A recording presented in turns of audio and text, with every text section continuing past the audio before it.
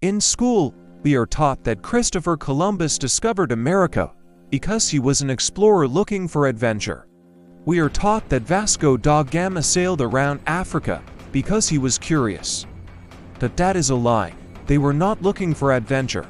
They were looking for a way out. They were desperate, they were cornered, and they were broke. Why? Because of one single superpower that had its hands around the throat of the global economy. The Ottoman Empire. For centuries, the Ottomans were not just a military power. They were the ultimate gatekeepers. They stood exactly at the crossroads of the world. To bridge between East and West. If you wanted silk from China, you had to pay the Sultan. If you wanted pepper from India, you had to pay the Sultan. This video is not about the wars the Janissaries fought. It is about how the Ottoman monopoly on trade forced Europe to innovate or die, and how that monopoly eventually became the poison that killed the empire itself. To understand this hidden logic, we have to go back to the year 1453, the fall of Constantinople. When Sultan Mehmed the Conqueror took the city, he didn't just conquer a piece of land, he conquered the world's biggest toll booth. Constantinople was the key to the Black Sea and the Silk Road. A few decades later, the Ottomans conquered Egypt and the Red Sea. Now they controlled the spice route too. The lock was complete. The Mediterranean Sea was an Ottoman lake.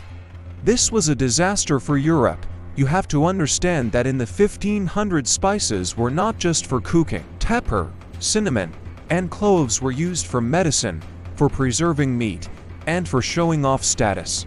Pepper was literally worth its weight in gold. And now the Ottomans controlled the faucet. They could raise prices whenever they wanted, and they did. Merchants in Venice and Genoa had to pay huge taxes to Ottoman officials. By the time a bag of pepper reached London or Paris, it cost 40 times its original price. Europe was bleeding gold. The kings of Europe realized a terrifying truth.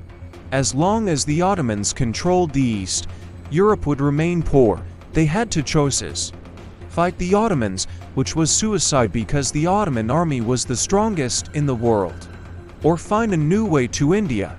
This economic pressure is the only reason Queen Isabella of Spain gave money to Columbus. She didn't care about science, she wanted cheaper pepper. She wanted to bypass the Ottoman tax collectors. So in 1490 Columbus sailed west, and in 1497 Vasco da Gama sailed south around Africa. They were trying to hack the system, and they succeeded beyond their wildest dreams. When Vasco da Gama returned from India with a ship full of spices, he made a profit of 6,000%. He proved that you could bypass the Ottoman Empire completely. This was the beginning of the end for the Ottoman dominance. Although they didn't realize it yet, the trade routes shifted. The Mediterranean Sea, which had been the center of the world for thousands of years, became a quiet lake. The Atlantic Ocean became the new highway of money. Gold and silver started flowing from the Americas to Spain and Portugal, and then to England and the Netherlands. The Ottomans were still strong militarily, but they had lost their economic monopoly. The gatekeeper business model was dead because the customers had found a backdoor. But the story gets darker. The Ottoman Empire made a second fatal economic mistake. It is called the Capitulations, because the trade routes were shifting. The sultans wanted to keep European merchants coming to their ports. So they signed special agreements called Capitulations with France and England. These agreements gave foreign merchants massive tax breaks. A French merchant in Istanbul paid less tax than a Turkish merchant.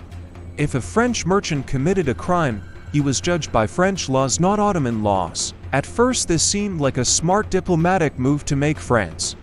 But over centuries, it turned into economic slavery. Local Ottoman industry could not compete with cheap tax-free European goods. The empire became a market for European factories. They sold raw materials, like cotton and wool, cheaply and bought back expensive clothes and gowns. It is the classic colonial trap. By the 19th century, the Ottoman Empire was known as the sick man of Europe, but it wasn't sick because of bad soldiers. It was sick because of bad economics. The government was so broke it couldn't pay the interest on its loans. In 1881 they had to create the Public Debt Administration. This was a council of European bankers who literally took control of the Ottoman economy. They collected the taxes directly. Imagine if today the IMF sent agents to your house to collect your income tax directly. That was the reality of the late Ottoman Empire. They had lost their financial sovereignty long before they lost the First World War. So what is the lesson for us today? The Ottoman story teaches us two massive rules of economics.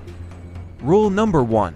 Monopolies force innovation. If you squeeze your customers too hard, they will find a way to escape you. The Ottomans squeezed Europe, so Europe invented sea navigation and discovered America. We see this today in technology. If an app store charges too much fees, developers will find a way to build a new platform. And rule number 2. Protectionism works both ways. The capitulations showed that if you give up control of your local market to foreigners, you will eventually lose your independence. Economic freedom is the foundation of political freedom. The Ottoman Empire rose because it controlled the roads.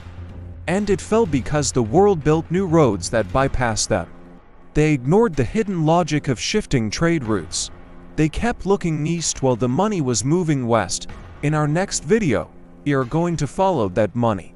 We are going to follow the gold ships sailing from America to Spain. We will see how the Spanish Empire became the richest power on earth, and then how they committed economic suicide by having too much money. It sounds impossible, but it is true. Get ready for the story of the resource curse. Subscribe to Hidden Logic and turn on the bell, because history is not just about dates. It is about dollars. See you in the next one.